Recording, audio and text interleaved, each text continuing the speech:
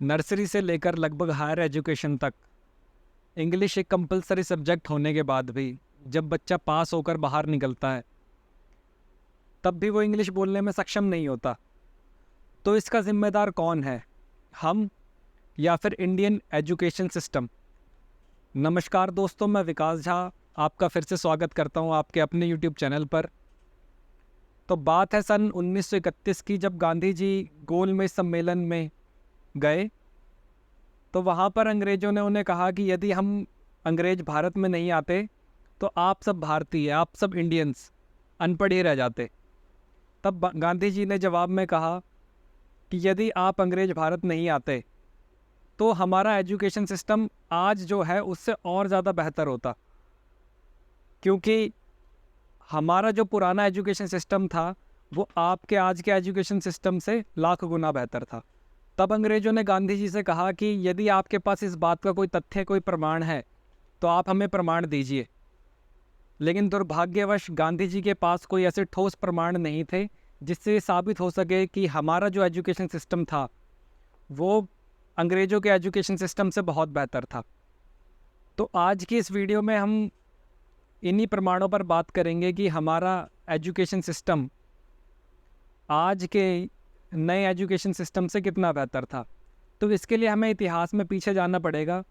जब मुग़ल भारत में आए तब उन्होंने हमारे जितने भी बड़े बड़े विश्वविद्यालय थे, जितने पुस्तकालय थे, पुस्तक थी, ग्रंथ थे, शास्त्र थे, उन सबको जला दिया, जिसके कारण हमारी जो ज्ञान की संपत्ति थी उसको एक बहुत बड़ी क्षति पहुंची। उसके बाद जब अंग्रेज़ भारत में आए तब उन्होंने हमारे एजुकेशन सिस्टम के साथ बहुत ज़्यादा छेड़छाड़ की, उसमें बहुत सारे बदलाव किए। और ईस्ट इंडिया कंपनी के पास दो सबसे बड़े मेजर चैलेंजेस थे।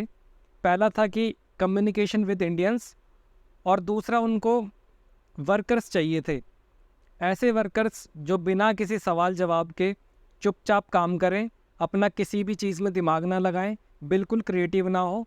उन्हें एक मानसिक गुलामों की एक भीड़ तैयार करनी थी। इसी वजह से उन्होंने हमारे पुराने एजुकेशन सिस्टम के साथ छेड़छाड़ की। तो अंग्रेज़ों का एक बहुत बड़ा अधिकारी जिसका नाम था एडम विलियम, उसका सबसे प्रिय, सबसे ख़ास एम्प्लॉय था टीबी मैकॉले। टीबी मैकॉले को अंग्रेज़ी सरकार ने, ईस्ट इंडिया कंपनी ने कहा कि आप भारत भ्रमण कीजिए और आप ये देखिए कि भारत इतना संपन्न कैसे है, इसके पीछे सबसे बड़ा कारण क्या है।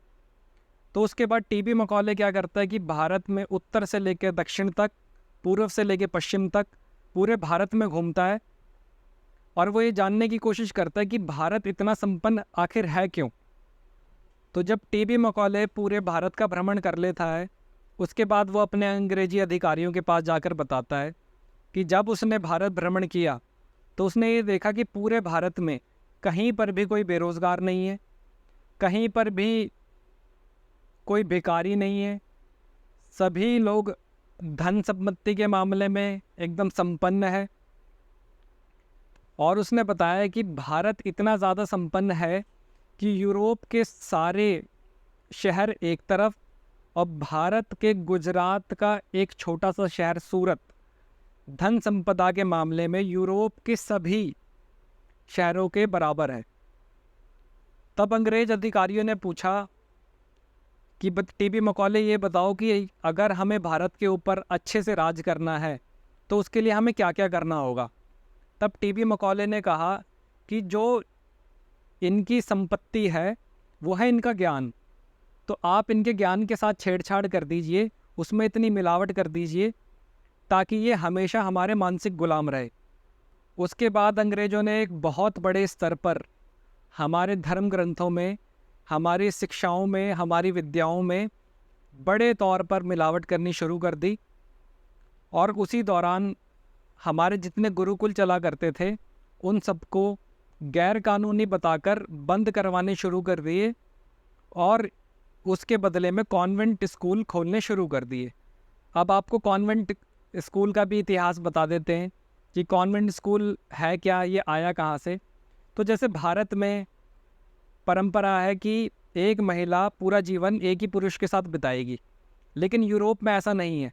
यूरोप में ज़्यादातर जो लोग हैं वो लिव इन रिलेशनशिप में रहते हैं और उनके जो उससे नाजायज़ बच्चे पैदा होते हैं उनको वो अनाथ आश्रम में डाल देते हैं और वही नाजायज़ बच्चे कॉन्वेंट स्कूल में पढ़ते हैं।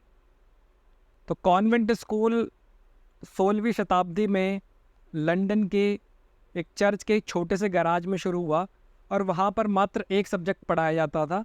वो सब्जेक्ट भी नहीं, एक धर्म ग्रंथ पढ़ाया जाता था जिसको हम बाइबल के नाम से जानते हैं। तो टी.बी. मैकॉले ने भारत में कॉन्वेंट स्कूल जो शुरू किया उसका सबसे बड़ा उद्देश्य यही था कि हमारी भारतीय संस्कृति में एक बड़े तौर पर मिलावट की जाए, यहाँ के लोगों को मानसिक गुलाम बनाया जाए और जब ये अंग्रेज भारत छोड़कर चले भी जाएं तो यहाँ के लोग जो भारतीय थे वो भारतीय ना रहें, उनके अंदर अंग्रेजियत घुस जाए। तो अंग्रेज़ी में एक गाली होती है बास्टर्ड, जिसका मतलब होता है कि कोई ऐसा बच्चा जिसके दो पिता हो। तो भारतीय संस्कृति में ऐसा नहीं है। भारतीय संस्कृति में एक बच्चे का एक ही पिता होता है। हाँ, माताएं दो हो सकती है, जैसे भगवान श्री कृष्ण की दो माताएं थी, एक ने उनको जन्म दिया और एक ने उनको पाला, लेकिन पिता उनके एक ही थे। लेकिन यूरोप में ऐसा नहीं होता, वहाँ पर दो पिता होते हैं बच्चों के। एक तो जो उनके घर पे जिन्होंने उनको जन्म दिया, दूसरा जो वो कॉन्वेंट स्कूल में जाते हैं तो वो वहाँ पर क्या कहते हैं, उन्हें कहते हैं फादर। फादर का अर्थ क्या होता है? तो कॉन्वेंट स्कूल में जो बच्चे पढ़ते हैं उनके दो पिता होते हैं और कॉन्वेंट स्कूल में पढ़ने वाले बच्चों को ही बास्टर्ड कहा जाता है। तो यदि आपका बच्चा कॉन्वेंट स्कूल में पढ़ रहा है तो अब बात कर लेते हैं कि जब भारत में कॉन्वेंट स्कूल नहीं थे तो यहाँ पर पढ़ाई कैसे होती थी। तो मुझे लगता है कि आप में से लगभग सभी लोगों को इस बात की जानकारी होगी कि जब भारत में कॉन्वेंट स्कूल नहीं थे तो यहाँ पर गुरुकुल के द्वारा शिक्षाएं दी जाती थी। तो जब 1835 में टी.बी. मैकॉले ने भारत का भ्रमण किया तो उसने एक आंकड़ा निकाला। उसमें देखा कि जो भारत के जो राजस्व गांव हैं उनकी संख्या थी लगभग 7,32,000 और प्रत्येक गांव के अंदर एक गुरुकुल हुआ करता था। अब ये गुरुकुल छोटे से लेकर बड़े हुआ करते थे। छोटे गुरुकुल में 200 बच्चों को पढ़ाने की क्षमता होती थी और जो सबसे बड़ा गुरुकुल था उस समय उसमें 20,000 से ज़्यादा बच्चे पढ़ा करते थे। भारत के गुरुकुल में आज की तरह पढ़ाई नहीं हुआ करती थी। वहाँ पर एक मॉनिटोरियल एजुकेशन सिस्टम हुआ करता था और प्रत्येक बच्चे को 18 विषय पढ़ाए जाते थे, जैसे कि मैथ्स में भी वैदिक math, physics, astronomy, medicine and surgery, मटीरियोलॉजी, कारीगरी में भी 18 तरीके की कारीगरी। इस कुल 18 विषय 18 सब्जेक्ट हुआ करते थे। भारतीय माता पिता 5 साल की उम्र में अपने बच्चे को गुरुकुल भेज दिया करते थे और 22 साल का जब वो बच्चा हो जाता था तब उसकी एजुकेशन पूरी हो जाती थी। तो आप इस हिसाब से आंकड़ा निकालेंगे तो लगभग हर 9 या 10 महीने में एक विषय कंप्लीट होता था और जब वो विषय कंप्लीट होता था तब बच्चा आगे दूसरे विषय पर पढ़ने के लिए जाता था। और उस समय आज की तरह एग्ज़ाम्स नहीं हुआ करते थे, बच्चों के ऊपर एग्ज़ाम का इतना प्रेशर नहीं हुआ करता था। उस समय जो भी विषय कंप्लीट हुआ उसका स्किल टेस्ट वहाँ के आचार्य द्वारा, वहाँ के गुरु द्वारा लिया जाता था और फिर उस हिसाब से डिसाइड किया जाता था कि हायर एजुकेशन में इस बच्चे को आगे किसी एक विषय के अंदर मास्टरी कराया जाए। तो गुरुकुल से बच्चा पढ़कर हायर एजुकेशन लेने के लिए विश्वविद्यालय जाया करता था। हर एक विश्वविद्यालय किसी एक स्पेसिफिक सब्जेक्ट के लिए जाना जाता था। जैसे कि आपने विश्वविद्यालयों के नाम तो सुने होंगे, जैसे नालंदा विश्वविद्यालय, तक्षशिला विश्वविद्यालय। ऐसे कुल 15,800 से भी ज़्यादा 15,800 से भी ज़्यादा विश्वविद्यालय भारत में हुआ करते थे और हर विश्वविद्यालय की अपनी एक खूबी होती थी। इसमें भी मैं आपको बता देता हूँ कुछ विश्वविद्यालय। जैसे एक अमरावती विश्वविद्यालय हुआ करता था, वहाँ पर धातु विज्ञान सिखाते थे। तो आप दिल्ली में कभी आएंगे और आप देखिएगा यहाँ पर कि जो कुतुब मीनार है वहाँ पर एक अशोक स्तंभ लगा हुआ है और वो लोहे का है, लेकिन उसको इतने दशकों से वो वहाँ पर लगा हुआ है और उसमें अभी तक जंग नहीं लगा हुआ। तो इस तरीके का हमें धातु विज्ञान उस समय में पढ़ाया जाता था। फिर दूसरा है कांगड़ा विश्वविद्यालय। कांगड़ा विश्वविद्यालय के अंदर मेडिसिन एंड सर्जरी पढ़ाई जाती थी, और सर्जरी भी ऐसी जो आम सर्जरी नहीं, राइनोप्लास्टी, स्किन ग्राफ्टिंग, जो आज के समय में एडवांस सर्जरी मानी जाती है, वो हमें उस समय पर पढ़ाई जाती थी। तो ये जो कॉन्वेंट स्कूल की व्यवस्था है, इसको ख़त्म करना होगा। और पहले गुरुकुल के अंदर सिर्फ विद्यार्थी शिक्षा लेने के लिए नहीं जाते थे, वो विद्या लेने के लिए जाते थे, इसलिए उनको विद्यालय कहा गया। तो आज हम जिन स्कूलों में जाते हैं वहाँ पर सिर्फ शिक्षा मिलती है, विद्या नहीं। अब आप पूछेंगे कि शिक्षा और विद्या में क्या अंतर होता है। तो शिक्षा का अर्थ हुआ सब्जेक्ट्स, जैसे कि मैथ्स, फिजिक्स, केमिस्ट्री। लेकिन विद्या का अर्थ क्या हुआ? विद्या का अर्थ हुआ ऐसी पढ़ाई जिसको करने के बाद आदमी अध्यात्म के रास्ते पर जाए, अपने इनर सोल को ऊंचा उठाए, धर्म और अधर्म में अंतर समझे, श्रेय और अश्रेय में, न्याय और अन्याय में अंतर समझे। तो पहले के जो विद्यार्थी हुआ करते थे, वो गुरुकुल सिर्फ शिक्षा लेने नहीं जाते थे। उनका उद्देश्य होता था कि वो वहाँ से विद्या भी ग्रहण करें, ताकि जब वो वहाँ से पास होकर, जब भी वो अपनी पढ़ाई पूरी कर कर एक बाहर निकलें, तो एक सभ्य और अच्छे समाज की स्थापना कर सकें। लेकिन आज हम अपने बच्चों को जिस स्कूलों में भेजते हैं, तो वो शिक्षालय है या विद्यालय? यदि आप स्कूल को गूगल पर सर्च करेंगे तो आपको उस पर मिलेगा कि विद्यालय। लेकिन आप खुद अपने आप से पूछिए कि आप स्कूल गए तो आपने वहाँ पर शिक्षा ग्रहण की या विद्या ग्रहण की? तो इसका नाम शिक्षालय होना चाहिए या फिर विद्यालय होना चाहिए।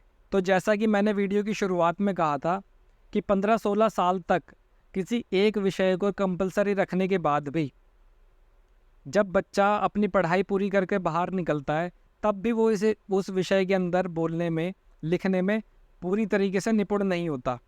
तो इससे सीधा सीधा और साफ साफ यही जाहिर होता है कि जो भारतीय एजुकेशन सिस्टम है, वो सिर्फ एक रट्टा लगाने के लिए बनाया गया है, इससे कोई समझ पैदा नहीं हो रही है। तो जैसे चाइनीज़ एक भाषा है, हिंदी एक भाषा है, वैसे ही अंग्रेज़ी भी एक भाषा है। लेकिन आजकल लोगों ने अंग्रेजी को ऐसा बना दिया है, उसका इतना हवा बना दिया है कि यदि आपको इंग्लिश नहीं आती है तो आप एक लो क्लास व्यक्ति हैं, आप एक पिछड़े हुए व्यक्ति हैं। और अगर आपको इंग्लिश आती है तो आप एक पढ़े लिखे, एक समझदार, एक इंटेलिजेंट व्यक्ति हैं। जबकि इंग्लिश भी तो एक भाषा ही है। इस हिसाब से हम देखें तो जितने भी अंग्रेज हैं वो तो सारे के सारे इडियट और बेवकूफ़ी हुए, क्योंकि उनमें से किसी को हिंदी तो आती नहीं है। तो जो इंग्लिश है उसको मात्र एक भाषा समझा जाए, कोई एक स्टैंडर्ड ना बना दिया जाए कि यदि आपको इंग्लिश आती है उसके हिसाब से हम आपका आकलन करें कि आपके अंदर समझ कितनी है, आपने कितनी पढ़ाई की है, आप योग्य हैं अयोग्य हैं। क्योंकि इंग्लिश भी और दूसरी भाषाओं की तरह एक भाषा ही है। आज का एजुकेशन सिस्टम से बेहतर मेरे मोबाइल की एप्लीकेशन है, क्योंकि मेरे मोबाइल के एप्लीकेशन भी हर 2-3 महीने के अंदर अपडेट हो जाते हैं। लेकिन मैंने जब से होश संभाला है तब से मैंने देखा है कि भारतीय एजुकेशन सिस्टम के अंदर ज़्यादा कुछ बदलाव आज तक हुआ नहीं है। और यदि हमारा एजुकेशन सिस्टम इतना ही बेहतर है तो यहाँ के जितने जितने बड़े बड़े सेलिब्रिटीज़ हैं, जितने बड़े बिजनेसमैन हैं, जितने बड़े नेता हैं, पॉलिटिशियन हैं, इनके बच्चे विदेशों में पढ़ने क्यों जाते हैं? ये अपने बच्चों को विदेश पढ़ने क्यों भेजते हैं? ये भारत में ही क्यों नहीं पढ़ाते? क्योंकि इनको भी पूरी तरीके से मालूम है कि जो हमारा भारतीय एजुकेशन सिस्टम है वो बहुत ही ज़्यादा आउटडेटेड है। तो इस वीडियो के माध्यम से मैं आपसे निवेदन करना चाहूँगा कि आप सभी मिलकर इस चीज़ पर आवाज़ उठाएं, आप सभी मिलकर इस मुद्दे को उठाएं कि हमारे भारतीय एजुकेशन सिस्टम के अंदर बदलाव होना चाहिए, क्योंकि ये बहुत ही ज़्यादा आउटडेटेड है। हमें भारत में ऐसे इतिहास पढ़ाए जाते हैं, हमारे स्कूलों के अंदर ऐसे इतिहास पढ़ाए जाते हैं जो तो पूरी तरीके से गलत हैं। तो जितने भी बड़े बिजनेसमैन हैं, आपने देखा होगा कि वो बहुत ज़्यादा पढ़े लिखे नहीं हैं, लेकिन बहुत ज़्यादा पढ़े लिखे लोग उनके पास काम करते हैं। कि जब ज़्यादा पढ़े लिखे लोग उनके पास काम करते हैं तो वो उससे और ज़्यादा अमीर होते जाते हैं और ज़्यादा सक्सेसफुल होते जाते हैं। क्योंकि जो हमारा एजुकेशन सिस्टम है वो बनाया ही नौकरों के लिए गया है, उससे कभी भी कोई मालिक नहीं बन सकता। इसलिए हमें अपने पढ़ाई पर फोकस करते हुए हमें अपनी स्किल पर काम करना चाहिए। लेकिन हमारा एजुकेशन सिस्टम हमारे स्किल को डेवलप करना नहीं सिखाता है, वो सिर्फ और सिर्फ एक रट्टू तोता बनाना जानता है और कुछ नहीं। तो आज की इस वीडियो से मुझे लगता है कि आपको कुछ ना कुछ सीखने को ज़रूर मिला होगा। यदि आपको कुछ सीखने को मिला है तो प्लीज़ मेरे चैनल को सब्सक्राइब करें और वीडियो को लाइक करें। अब मिलते हैं आपसे किसी अगली वीडियो में किसी नए विषय के साथ। तब तक के लिए नमस्कार।